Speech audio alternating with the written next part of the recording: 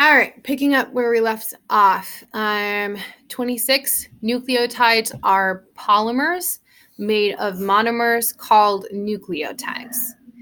All right, and if you're worried about the spelling of nucleotides, it's right in 27.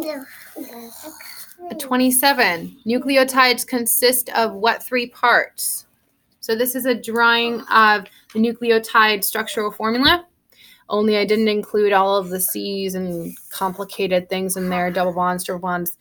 There are no triple bonds. But anyway, it consists of, so this is your answer for 27, a sugar ring. So it's actually kind of part carbohydrate. So a sugar ring, a base, and you can just literally write base, and a phosphate group. Okay? So that's your 27. A sugar ring, a base, and a phosphate group. And then for 28, you are going to draw this. It says draw the nucleotide shown above. Oh, I'm above right now, so just draw this. Just, you can even write just like P group. If you don't want to write out phosphate, that's okay. Make sure you have the ring as 5-sided and not 6. And nope. No writing with Sharpies for the 2-year-old. Oh, thank you. And then you have the base over here. The molecule is not literally a rectangle. This is just abbreviated as base. Okay? All right. Last 2 things. No, just kidding. We still have proteins. All right. Proteins are macromolecules containing nitrogen, carbon, hydrogen, and oxygen. Proteins are polymers. Again, they're polymers, which means they're big repeating molecules.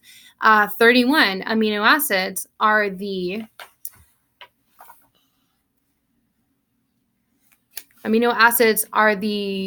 monomers of proteins. Or you can say structural components. Just put monomers for 31. Okay?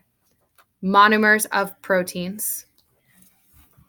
Well, I think that was supposed to say building blocks. So you can either put building blocks for 31 or you can put monomers. Okay?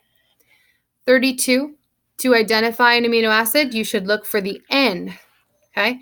The N is also in the nucleotide, but it's also in the amino acid. Okay? So 32, in between those quotation marks, you're going to put N. Remember, the N stands for nitrogen. 33, what are the bonds between amino acids called? So I drew out the structural formula of an amino acid for you. Well, a protein, I guess, because once it's bonded to another amino acid, it's a protein. So this is an amino acid, this is an amino acid, this is an amino acid, and the thing that bonds them are peptide bonds. So that is your 33. PEPTIDE bonds. Okay? It's important. All right. Last piece here, dehydration synthesis and hydrolysis. These are 2 separate chemical processes that put together and take apart molecules. The first one, dehydration synthesis, is when 2 molecules are put together and water is produced like this. This is an example. We have 2 rings. They're put together and water is produced. Okay? Just think of the word synthesis. Synthesis means to put together. So we have 2 separate, we put them together. Okay? Now, when they're put together, they get rid of 3 atoms. Those 3 atoms are 2 hydrogens and an oxygen. So they come together and make a water molecule. Okay? That's why it's called dehydration. The water is taken out of the molecule. Okay? So 34. Yep. 35. Hydrolysis, also called desynthesis, is the exact opposite. So we have a molecule that's all put together. You add water, and the molecule takes the hydrogen, the two hydrogens and the oxygen, and uses it to separate. So two molecules are separated, water is consumed. All right, that's your 35.